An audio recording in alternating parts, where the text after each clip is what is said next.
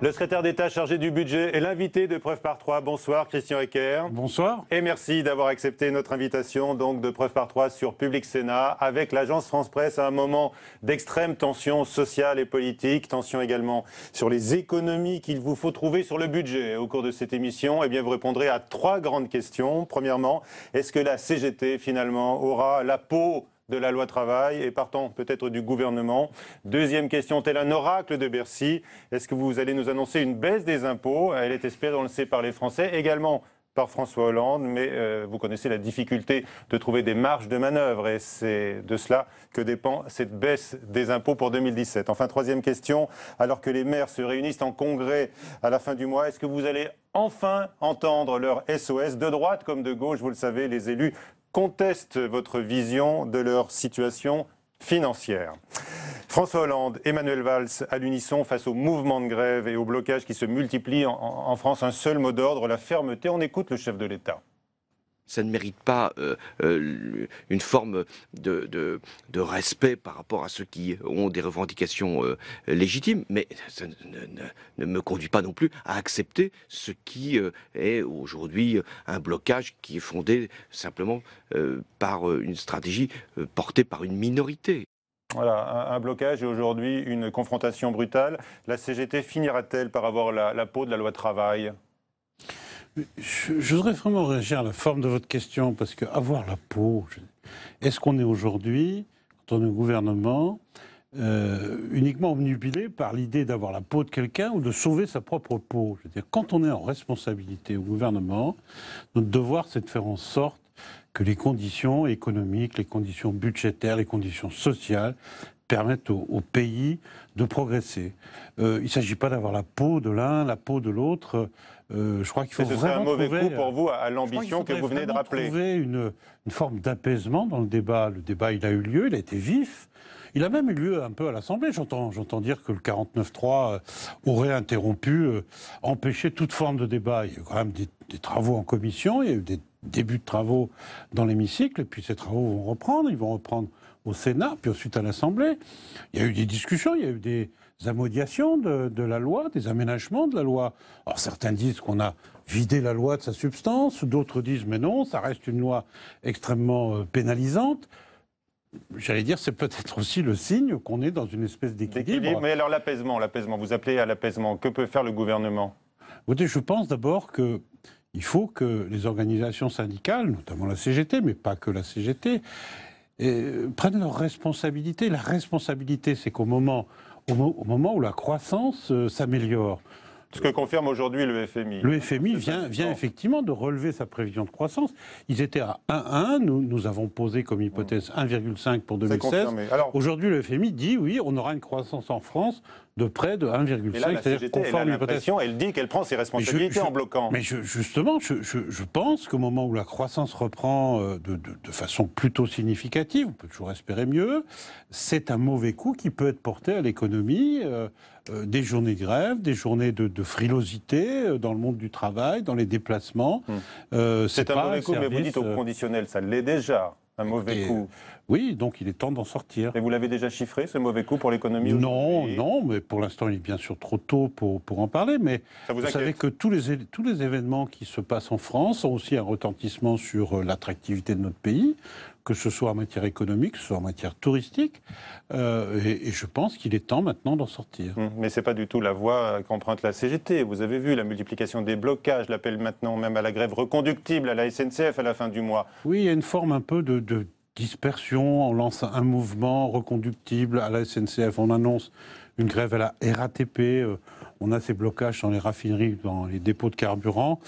Je crois qu'il y a là une attitude que les Français, d'ailleurs, commencent un petit peu à mal le recevoir. Vous attendez une condamnation des Français, ceux qui se lèvent le matin, qui travaillent et qui parient sur l'avenir, pour reprendre les expressions d'Emmanuel Macron. Non, évitons les mots qui blessent, les mots qui vexent. Là, je cite le ministre de l'Économie. Condamnation, prise en otage. Je n'aime pas ce vocabulaire. Je n'aime pas ce vocabulaire. Il s'agit que chacun dans une situation qui est difficile, une situation économique et sociale qui est tendue, vous l'avez dit. Il s'agit à un moment donné de dire, écoutez, remettons ce pays en marche.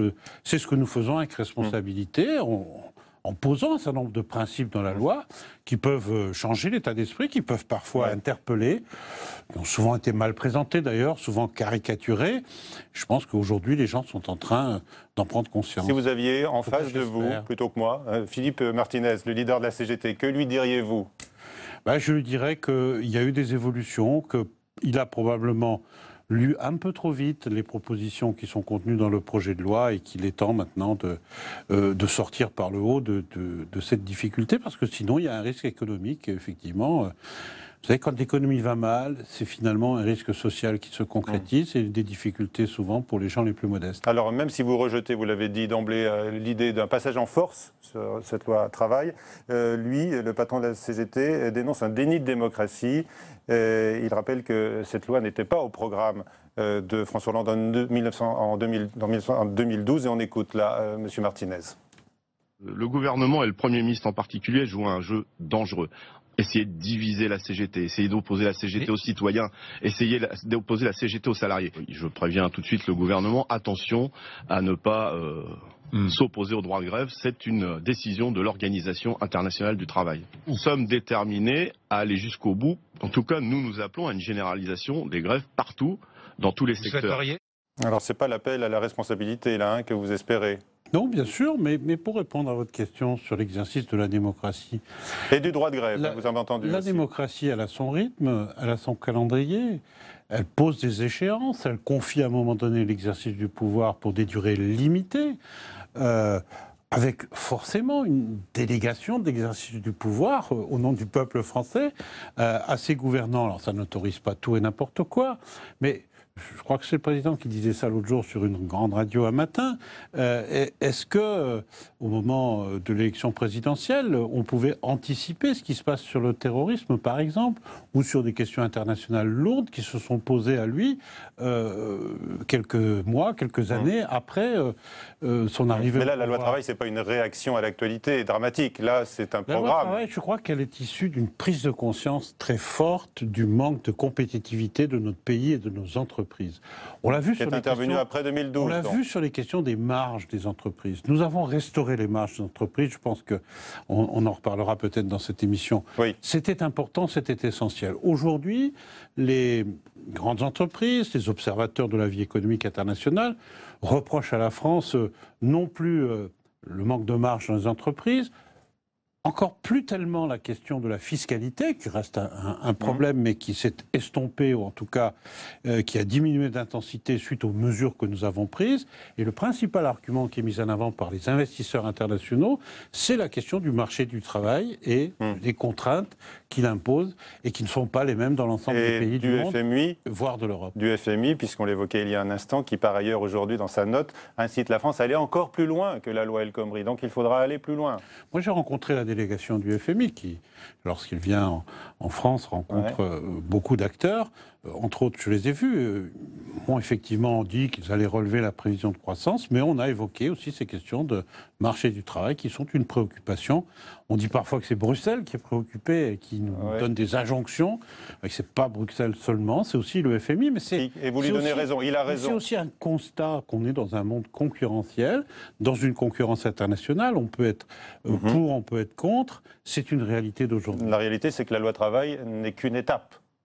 Écoutez, il y a eu, on a présenté la loi Macron, la loi croissance-activité comme étant une première étape. On a présenté la loi travail qui est aujourd'hui devant le Parlement comme une deuxième étape. Prenons les choses comme elles viennent. Aujourd'hui, c'est une étape, en tout cas, que le gouvernement est décidé. Enfin, déjà, le ministre de l'économie, votre collègue de Bercy, Emmanuel Macron, dit dans les Échos ce matin qu'il faudra aller plus loin. Par exemple, aussi négocier au niveau des entreprises les salaires. Écoutez, il y a un président, il y a un Premier ministre. Le ministre de l'économie est un acteur parmi d'autres au sein du gouvernement. Bien, on en reparlera, parce que j'entends vos réserves. Est-ce qu'il faut aller jusqu'à réquisitionner le personnel dans certaines raffineries pour que la France ne soit pas à sec? Écoutez, on apprécie la situation... Faut pas l'exclure. Presque au jour le jour. Moi, je n'exclus rien. J'étais aujourd'hui en province, avant de vous rejoindre. discuté avec le préfet.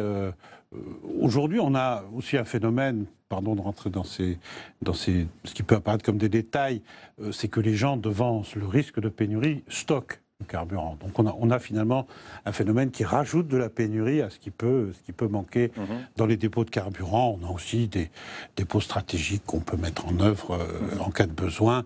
Tout ça est géré par les ministres concernés. Alors vous avez évoqué l'attractivité de la France qui est en recul selon certaines études. Et il y a quelques heures, le PDG de Total, M. Pouyanné, a dit que sa société est bien menacée de réviser ses investissements en France en raison de ce qui se passe aujourd'hui dans ses raffineries. Comment est-ce que vous réagissez à cette annonce et cette menace? Total est une société multinationale qui a l'habitude de dispatcher ses investissements au travers du monde en fonction des ressources pétrolières, en fonction des besoins, en fonction des capacités techniques de raffinage notamment.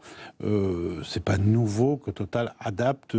L'a fait souvent pour des raisons fiscales. Les difficultés sociales du moment et les blocages. Elle a souvent fait des adaptations de ses stratégies économiques pour des raisons fiscales. Ça lui a été reproché d'ailleurs à juste titre. Je crois qu'elle a un peu changé de position. Donc, essayons, là encore, de retrouver un peu le sens du dialogue, de la sérénité. Total est une grande multinationale d'origine française, donc Total est une grande entreprise où l'État a aussi parfois un rôle à jouer. Mais quand son PDG dit qu'il est face aujourd'hui à une forme de rupture entre son entreprise et ses salariés qui bloquent les raffineries, vous l'entendez, vous le comprenez? Je ne suis pas sûr que sur la majorité... En tout cas, la totalité des salariés qui bloquent, ils sont suffisamment nombreux pour créer les difficultés qu'on connaît. Oui, mais enfin, des difficultés qu'on arrive à lever. Je crois qu'il y a un certain nombre de raffineries qui ont été évacuées par les forces de l'ordre sans grand incident pour l'instant. Enfin, espérons que tout ça aussi dure, parce qu'il y a aussi des violences et il y a des blocages qui pénalisent l'économie ou la vie des gens, mais il y a aussi des formes de violence qui sont Est-ce qu'il y a une forme de rupture, si on élargit, entre la CGT aujourd'hui, du pacte entre la CGT et le pays? Je ne suis pas sûr que la CGT ait signé un pacte avec le pays. Sans être passé par une signature. Je n'en ai pas trace. Et la CGT n'est quand même pas la seule organisation syndicale de ce pays. Il y a un certain nombre d'organisations syndicales qui se sont inscrites dans des démarches différentes de celles de la CGT. Alors, on a entendu votre appel à l'apaisement, mais certains estiment que la radicalisation actuelle découle de la déception du pouvoir de gauche depuis l'élection de François Hollande. Je vous propose d'écouter Jean-Luc Mélenchon qui a encore haussé le ton tout à l'heure. Ça suffit du gouvernement. Maintenant, je dis à Valls et Hollande, c'est bon, quoi. Stop, vous arrêtez. Parce qu'il y en a assez. Alors, c'est pas la peine d'aller faire des gesticulations sur Jaurès et le reste, et de dire au secours, la droite revient, et de faire pire que tout ce qu'on n'a jamais vu dans ce pays. En matière de brutalité sociale, de lois injustes et de persécution contre les travailleurs. Jamais personne, au cours des 15 dernières années, n'a parlé à la CGT et à Force ouvrière comme vous êtes en train de le faire. Mais qui vous êtes pour vous permettre ça? Qui vous a élu? Quelle est votre famille politique? Que d'autres que vous le fassent, on pourrait le comprendre. Après tout, ce serait dans l'ordre de la polémique démocratique. Mais vous n'avez pas le droit de parler comme ça, Valls et Hollande. Qui vous êtes? Pour qui vous prenez-vous? Qui vous êtes? Lance Jean-Luc Mélenchon. Que lui répondez-vous? Jean-Luc Mélenchon est habitué des formules. Vous dites qu'il hausse le ton. Je crois qu'à un moment donné, il va avoir du mal à hausser le ton, là, parce qu'il est un peu à fond. Moi, je crois qu'il faut dire clairement les choses aux Français. Nous avons un pays qui a pris du retard en matière de compétitivité. Peut-être ne l'a-t-on pas suffisamment mesuré dans un certain nombre de circonstances. Vous savez, les élections sont souvent propres aussi à faire de la surenchère, à faire prendre parfois des engagements pas toujours suffisamment mesurés. Je crois que c'est un grand journal. Non, mais écoutez, il y a un grand journal du soir qui a récemment fait part d'un certain nombre d'analyses d'anciens ministres du gouvernement. Très critique, oui, pour le chef de l'État.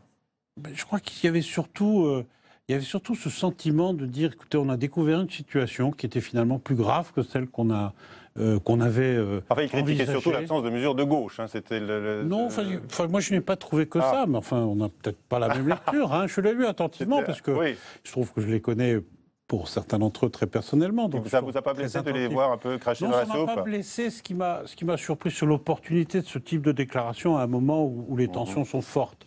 Mais en tout cas, sur le fond, moi je comprends ces déclarations.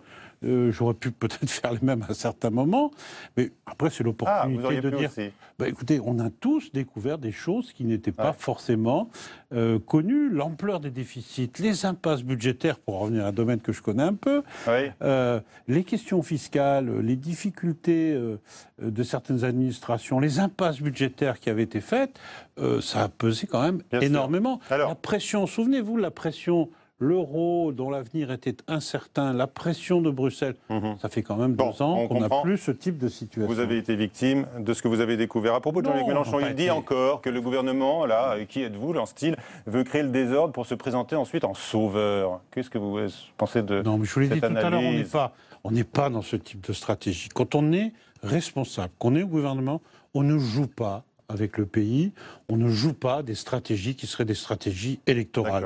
Si nous n'avions qu'une stratégie électorale, quel intérêt aurions-nous à prendre des mesures dont on mesure parfois la difficulté pour nos compatriotes de les comprendre. Les critiques de droite, maintenant, elles visent surtout un pouvoir qui est entravé, qui est disqualifié, comme le dit Alain Juppé. On écoute l'ancien Premier ministre.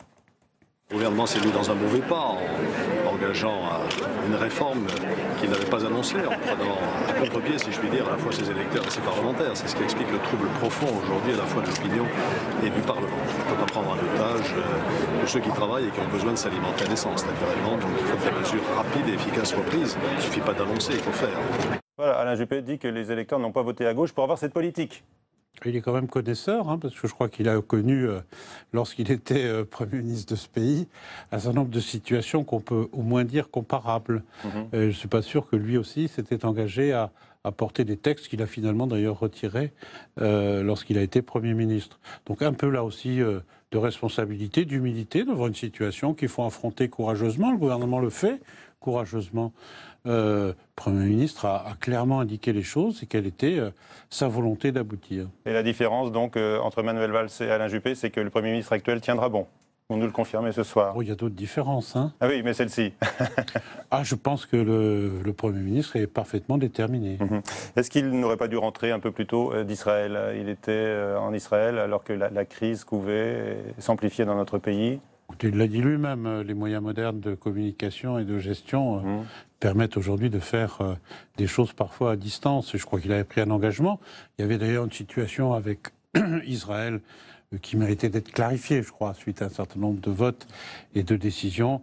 Il était utile aussi, parce que ça a aussi son importance, la politique internationale. Alors, deuxième partie maintenant de Preuve par 3, Christian Ecker, avec Lucille Malandin de l'agence France Presse. C'est cette question, est-ce que vous êtes favorable à une baisse des impôts?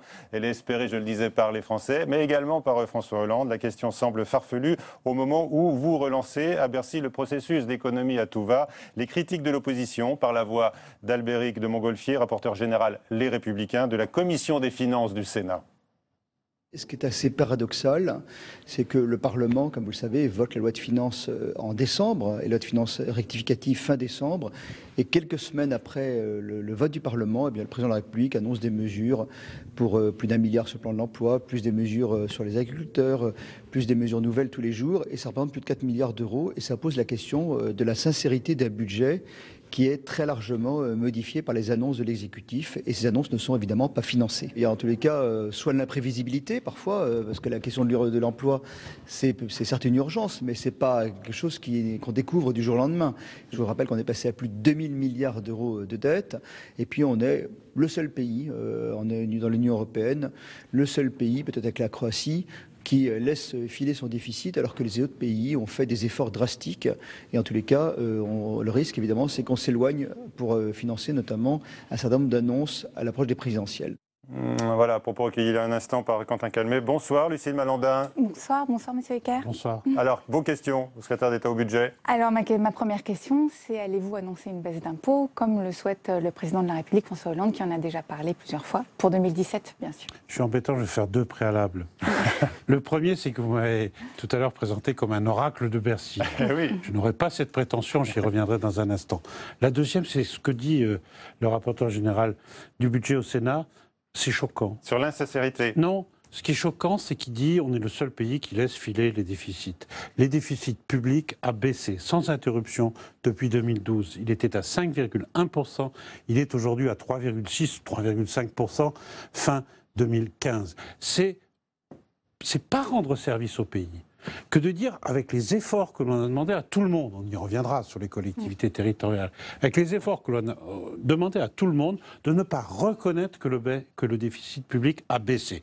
Qu'on dise qu'il n'a pas suffisamment baissé, qu'on n'a peut-être pas pris les bons outils pour le faire baisser, c'est son droit, j'allais dire, c'est le débat démocratique. Mais dire des contre-vérités pareilles, pour moi, c'est choquant. On se rapproche des 3%. Alors, oui. La question, donc, on la formule à nouveau parce qu'elle est sur toutes les lèvres. Est-ce qu'il va y avoir une nouvelle baisse d'impôts en 2017 après celle de 2015, 2016 ? Alors, est-ce que vous pouvez nous l'annoncer? Est-ce qu'elle est faisable? Est-ce que... Le président de la République... L'oracle de Bercy, c'est vous. Le président de la République a été très clair. Le président de la République a dit, nous verrons en fonction des marges qui seront devant nous, quelles seront les possibilités pour avoir des baisses d'impôts l'année prochaine. Nous les souhaitons, ces baisses d'impôts. Nous avons commencé, vous avez eu la gentillesse, l'objectivité de rappeler qu'effectivement, ça a été le cas en 2015. Les prélèvements obligatoires, c'est-à-dire l'ensemble de ce que l'État, en tout cas les collectivités publiques demandent comme contribution, ont baissé entre... On reste encore les champions d'Europe. Hein. Oui, mais enfin, ils ont baissé. On reste aussi les champions d'Europe sur un certain nombre de prestations que l'on fournit à nos concitoyens. On peut parler de la santé, on peut parler de la retraite, etc. Mais c'est un débat de fond. Là, on parle plus spécifiquement de l'impôt sur le revenu. Mais l'impôt sur le revenu, le plus connu. Puisque vous en parlez, c'est le moment des déclarations d'impôts. Les Français, effectivement, sont concernés. C'est d'ailleurs l'impôt qui les touche le plus. Et c'est pas d'ailleurs le plus important pour le pays. Nous sommes maintenant fin du mois de mai d'une année budgétaire.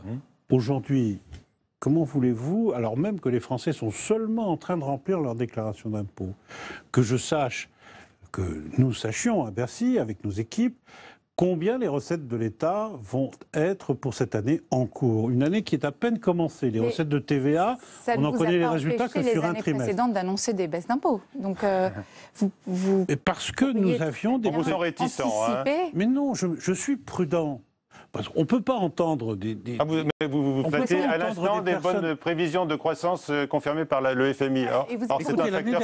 L'année dernière, à la même époque, on nous disait votre prévision de croissance ne sera pas atteinte, il va vous manquer 10 milliards de recettes. Et à la fin de l'année, il a manqué 0 milliard de recettes. Elles ont été conformes à nos prévisions. Mais le président de la République est plus optimiste que vous. Le président de la République, a clairement indiqué, nous en sommes expliqués avec lui, Michel Sapin et moi, entre autres, avec le Premier ministre, a clairement indiqué que nous ferons le point à la fin du mois de juin, au début du mois de juillet, lorsque nous aurons affiner nos prévisions de recettes pour cette année et qu'en fonction, effectivement, des tendances qui seront confirmées ou infirmées, en fonction de l'évolution de nos recettes, en fonction des taux d'intérêt, en fonction de la croissance qui sera constatée. Aujourd'hui, on connaît les résultats du premier trimestre et encore. Bon, ça sera l'annonce du 14 juillet. Je ne sais pas si ça sera le 14 juillet, le 13 ou début du mois de septembre. La loi de finances, elle sera présentée au Conseil des ministres, comme tous les ans, à la fin du mois de septembre. On saura quand même la baisse d'impôts un petit peu avant, le dernier mercredi de septembre en général. Ouais. Mais écoutez, si les marges apparaissent ou se confirment et peuvent se quantifier, on verra sous quelle forme. Est-ce que ça veut dire que les nouvelles dépenses que vous avez annoncées depuis janvier, qui sont intervenues, comme disait ce sénateur, très, très, très rapidement après le vote de la loi de finances rectificative de fin d'année, est-ce que ça veut dire qu'elles ont été tellement importantes que finalement la fameuse redistribution dont parle François Hollande depuis 1 an ou 2 est déjà faite, en fait, d'une certaine manière, et que finalement, ce n'est plus par l'impôt que vous allez la... Poursuivre, éventuellement. Mais ce que vous oubliez, les uns et les autres, c'est que les baisses d'impôts, par exemple, pour les entreprises, elles ont déjà eu lieu, là. Le 1er avril, les cotisations sociales, tout le monde l'a oublié. Oui, mais... Les cotisations sociales des employeurs ont baissé pour près de 4 milliards d'euros. Le chef de l'État dit après les entreprises, les ménages. Donc, mais les ménages, il y a eu des mesures en faveur des ménages, on les a clairement rappelées. Mais aujourd'hui, nous avons annoncé 4 milliards, effectivement, de dépenses supplémentaires. Fallait-il ne pas les mettre en œuvre, ces mesures? Fallait-il ne pas répondre à la crise agricole avec près de 900 millions d'euros de dépenses supplémentaires sur des réductions de cotisations aux agriculteurs? Fallait-il ne pas mettre en œuvre la prime à l'embauche qui marche bien? Le plan de formation qui va nous coûter avec la prime à l'embauche autour de 2 milliards d'euros Fallait-il ne pas en année augmenter les pleine? fonctionnaires qui étaient Fallait-il ne pas mesure comme une mesure électoraliste? Mais écoutez, Fallait-il les augmenter laissons ceux qui contestent ces mesures apporter la critique.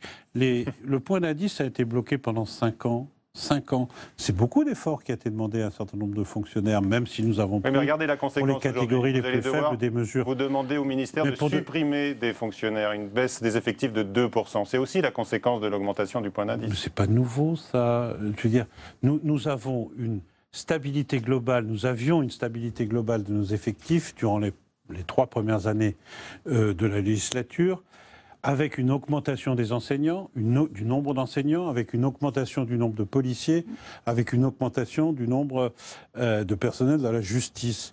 Nous avons donc baissé nos fonctionnaires dans un certain nombre de services. À Bercy, dans les services des finances publiques, nous supprimions environ 2000 postes tous les ans. Il y a eu une baisse de la masse salariale des fonctionnaires? Il n'y a pas eu une baisse de la masse salariale, elle a augmenté de 0,9%. J'observe au passage que c'est le chiffre le plus faible depuis des années. Elle a augmenté traditionnellement de 1,5%. Elle n'a augmenté, si j'ose dire, que de 0,9%.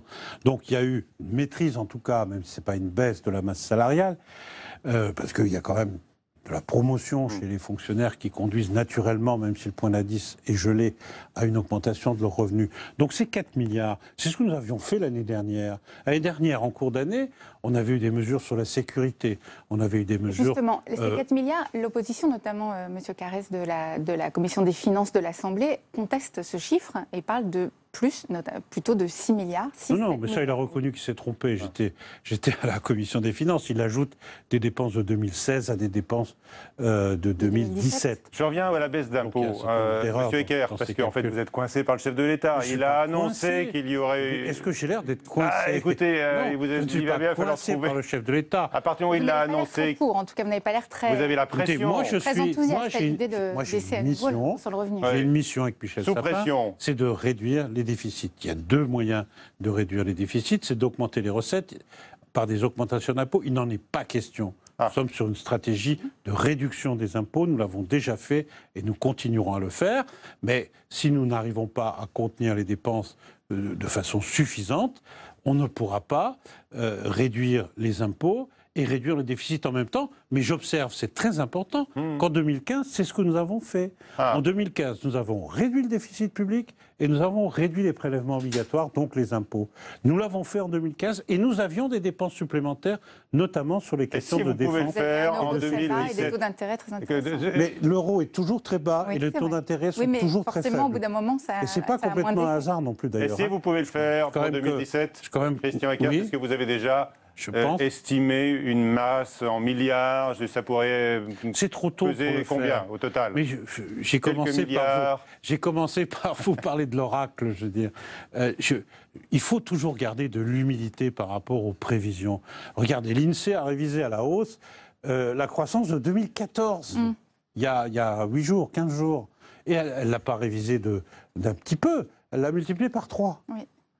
Avec le recul, vous vous rendez compte? Et aujourd'hui, vous me demandez, moi, d'avoir, croix de bois, croix de fer, une prévision de croissance nickel pour 2017 intangible. Puisque vous parlez de cette prévision de cette croissance révisée par l'INSEE, qu'est-ce que ça dit de la valeur qu'on doit donner aux statistiques et de ces chiffres qu'on donne chaque année, y compris d'ailleurs ceux du déficit? Les statistiques, j'ai tendance à penser que lorsqu'elles reposent sur des constats, c'est-à-dire sur le passé, elles sont plutôt fiables. Même s'il y a eu quelques révisions, effectivement, qui me paraissent un peu surprenantes. Oui. Je rappelle que l'INSEE est un comptable national indépendant, reconnu par Eurostat, par la Commission, comme étant indépendant. Ce n'est pas le gouvernement. Hein.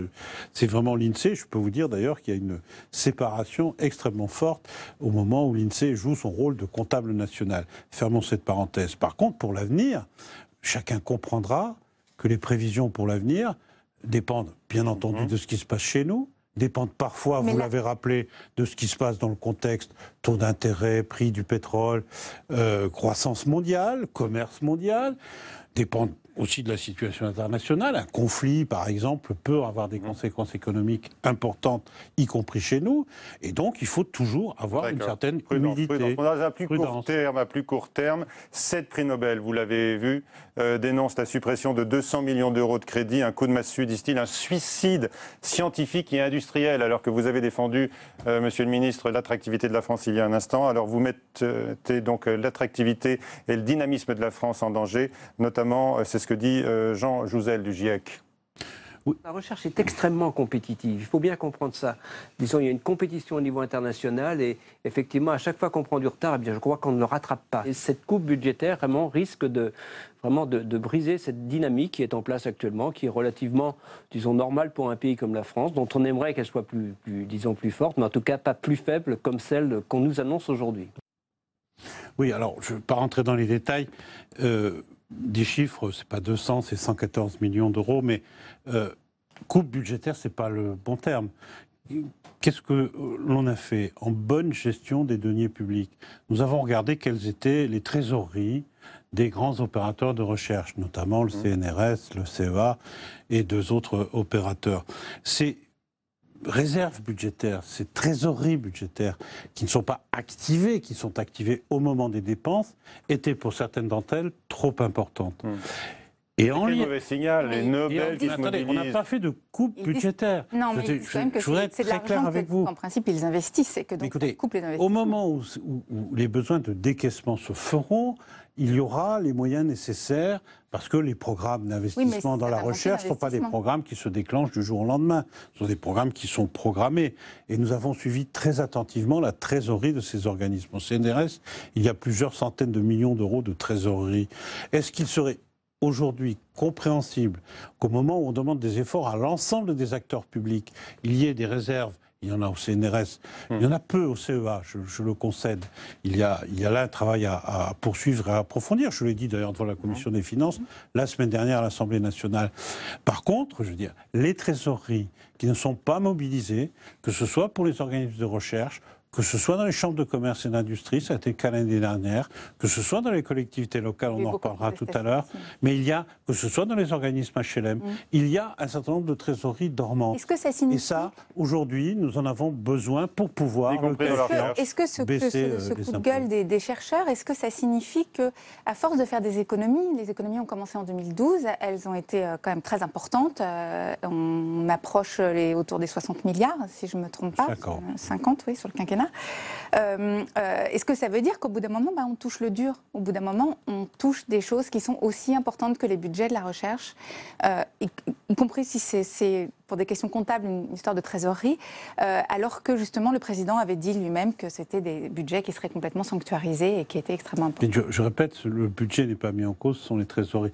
Mais moi, je souhaite bien du plaisir à ceux qui aujourd'hui battent les estrades en annonçant 100 milliards d'euros. On en parlera dans un instant. D'économie, 100 milliards d'euros. On parlera du programme. C'est-à-dire le double de ce que nous avons fait, et à la suite de ce que nous avons fait. Aujourd'hui, on a eu quelques difficultés avec la Commission des finances à l'Assemblée nationale pour des économies d'1,1 milliard d'euros. Et aujourd'hui, les candidats que j'observe d'un grand parti qui sont... Oui, les candidats à la primaire, on va en parler, annonce 100 milliards d'euros d'économies. Quand j'ai dit ça aux parlementaires de droite et au président Carrez notamment, certains ont commencé à regarder leur godasse, comme j'ai l'habitude de dire. Donc, oui, parce que les économies, tout le monde les réclame. Les Français les réclament. La presse les réclame. Le FMI les réclame. Le gouvernement les pousse. Les parlementaires les vantent. Mais quand on les fait...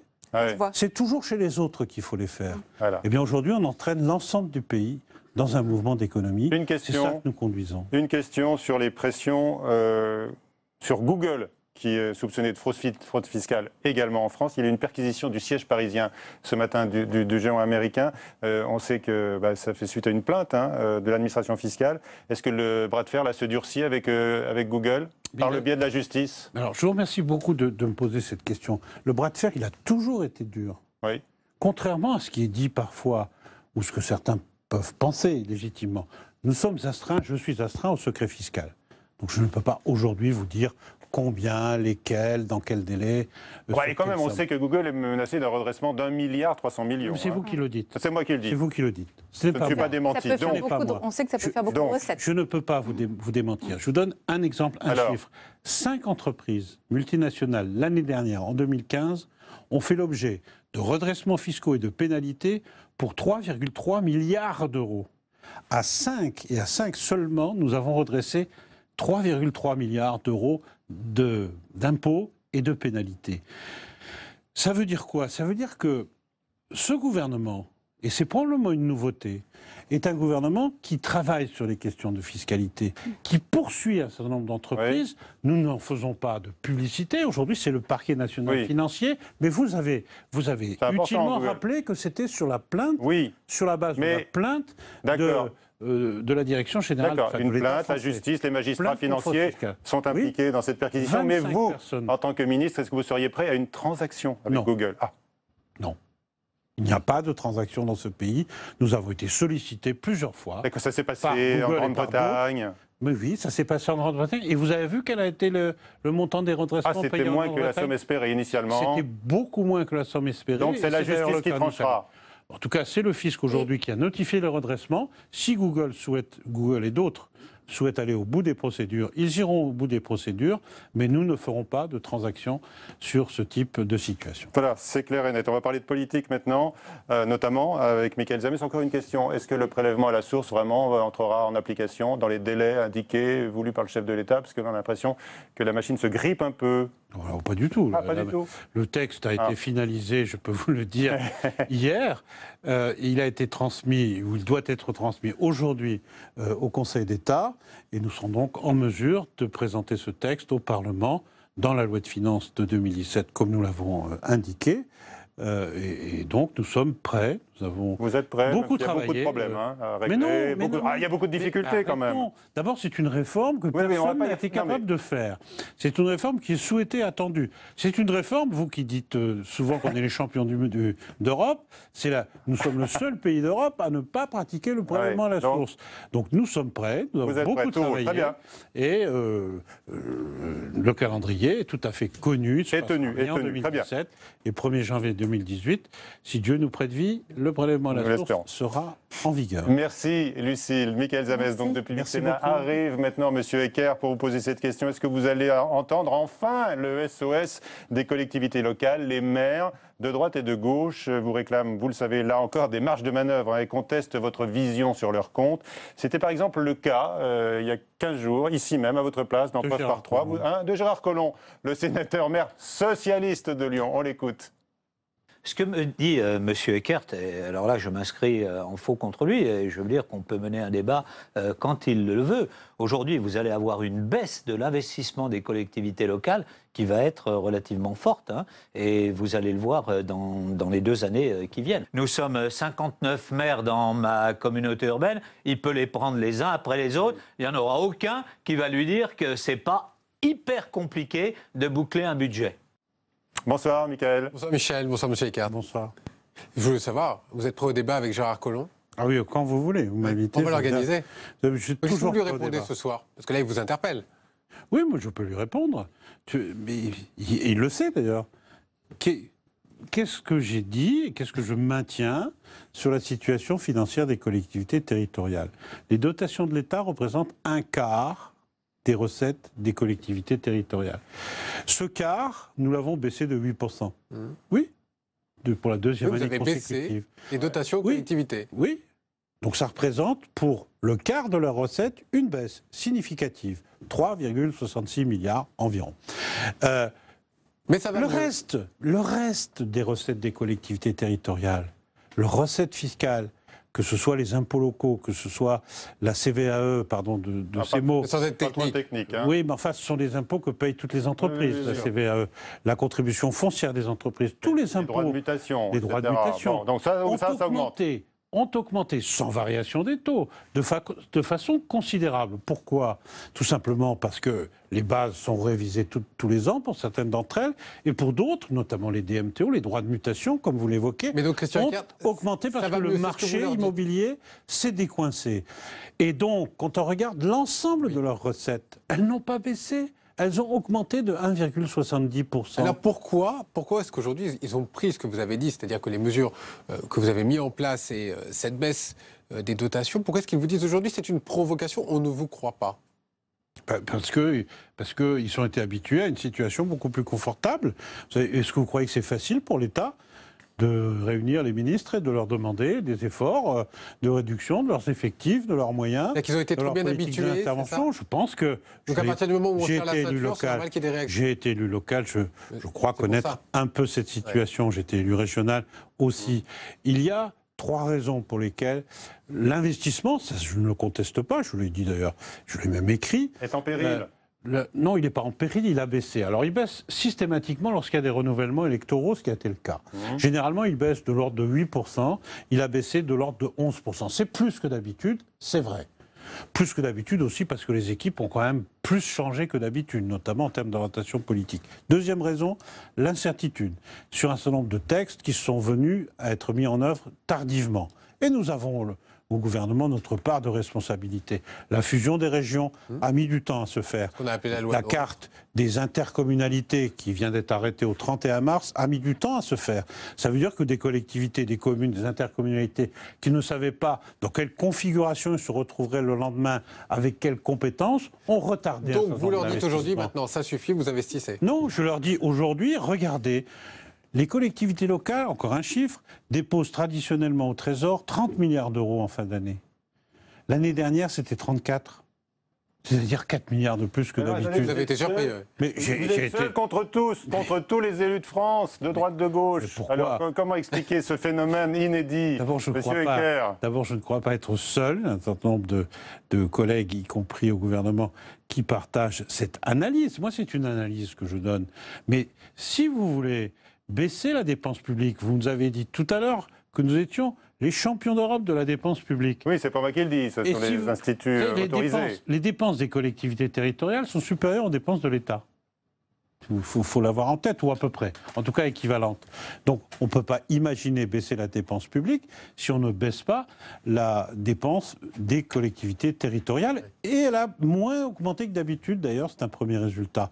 Donc moi je suis prêt à la confrontation. À la confrontation, vous êtes prêt à la confrontation? Très bien. Ah bah écoutez. En tout cas avec M. Colomb. Ah oui, et d'autres, tous les élus. Oui, parce que tous les maires. Je n'ai pas l'habitude. Lors du congrès des maires. Vous allez y aller au congrès des maires? Non, parce que j'ai pris un engagement. Mais il y en a un qui va y aller, c'est le président de la République. Justement. Comment est-ce qu'il peut éviter la bronca du public qui sera sur place? Qu'est-ce qu'il doit faire pour éviter cette bronca? Généralement, quand on rend visite à quelqu'un, on arrive avec des fleurs, un cadeau, un livre. Un cadeau. Quelque chose.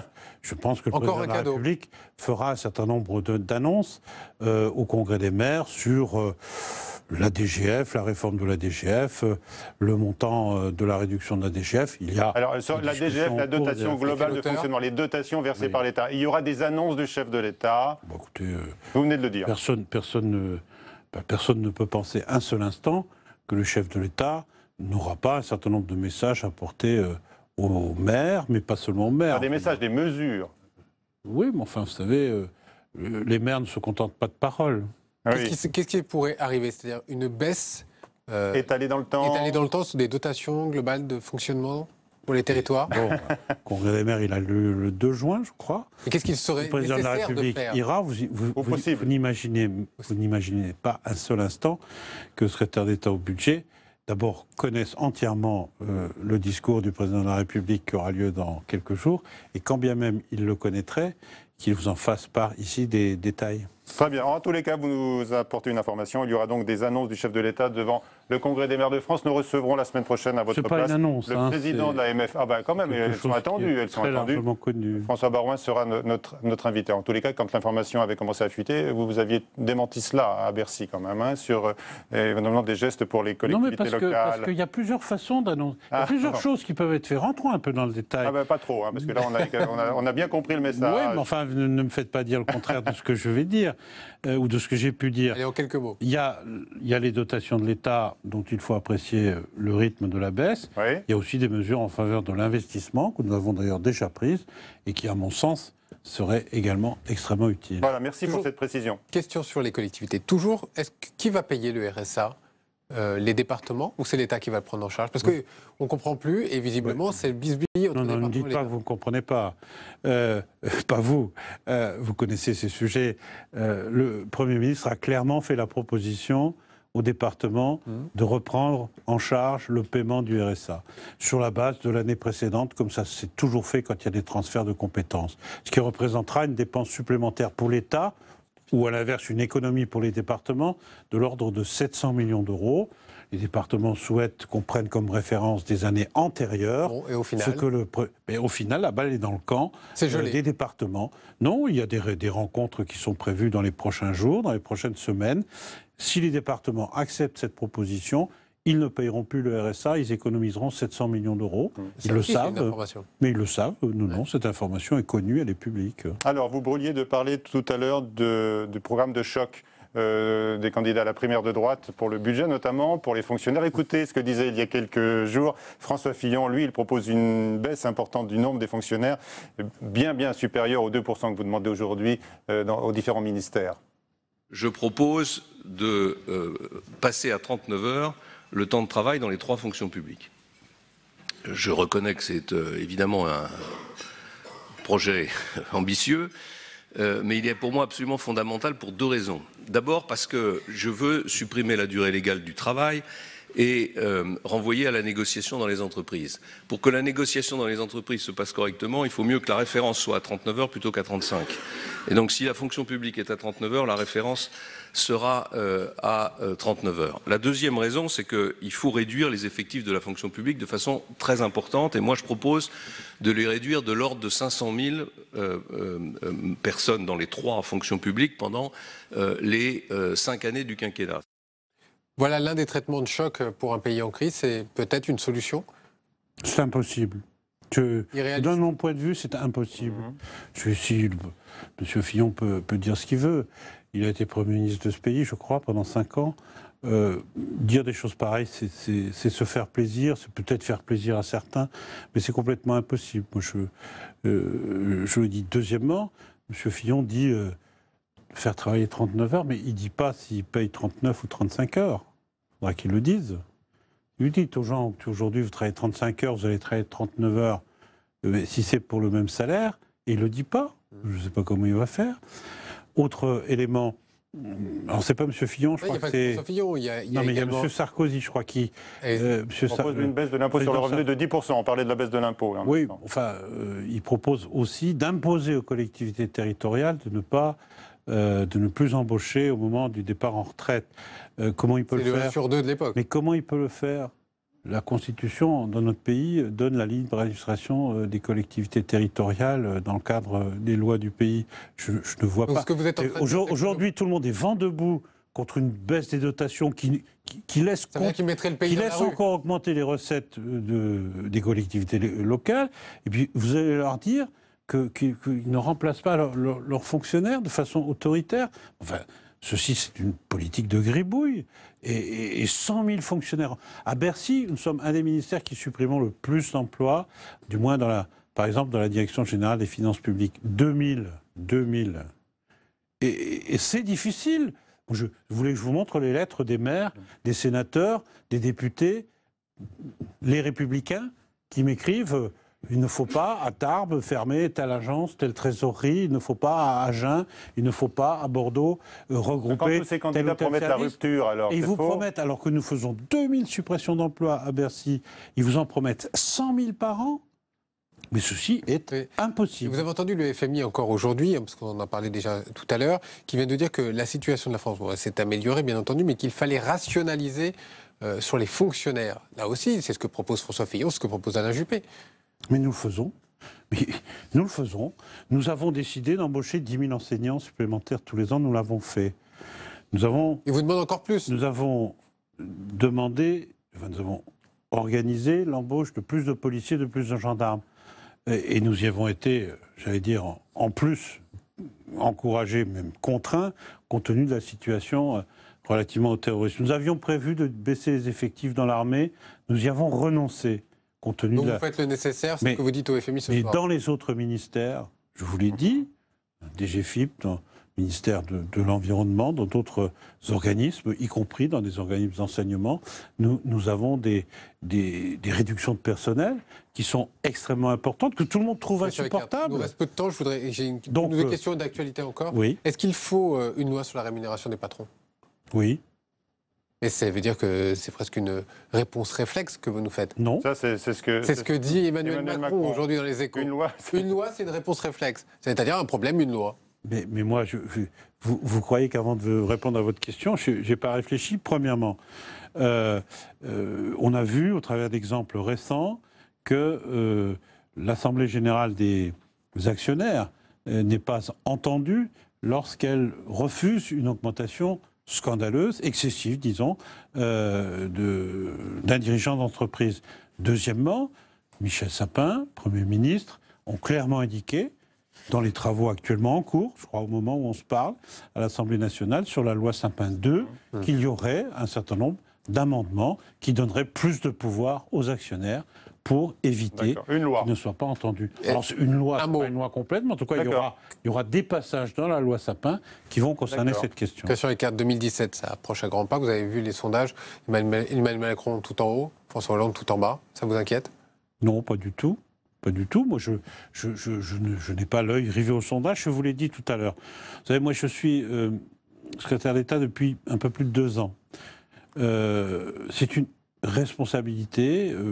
Je ne veux pas donner un ton un peu plus grave à notre entretien, mais ne pensez pas que les femmes et les hommes à qui on délègue le pouvoir au nom du peuple français, ne croyez pas qu'ils ont parfois se posent des questions sur la pertinence de leurs décisions.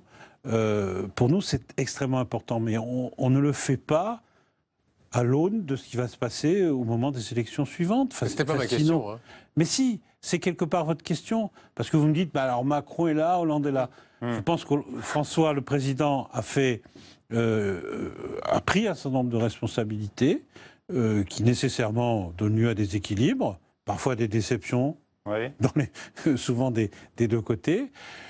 La responsabilité du ministre de l'économie n'est pas la même. Très bien. En tous les cas, on a bien compris ce que vous venez de nous dire. Quand vous devrez jauger de la possibilité d'une baisse d'impôts en 2017 à Bercy, vous ne le ferez pas en pensant à la présidentielle. C'est ce que vous nous avez dit. Hein. Merci. Merci. Christian Eckert, la semaine prochaine, c'est François Baroin, le président de l'Association des maires de France, justement, avec qui vous avez beaucoup de sujets sur la table, on l'a vu, qui sera notre invité. Bonsoir. Il ne faut pas qu'il oublie qu'il a été aussi secrétaire d'État ou ministre des Finances. Il est moins excessif que certains à droite, vous avez vu sur la baisse des impôts. Hein. C'est vrai.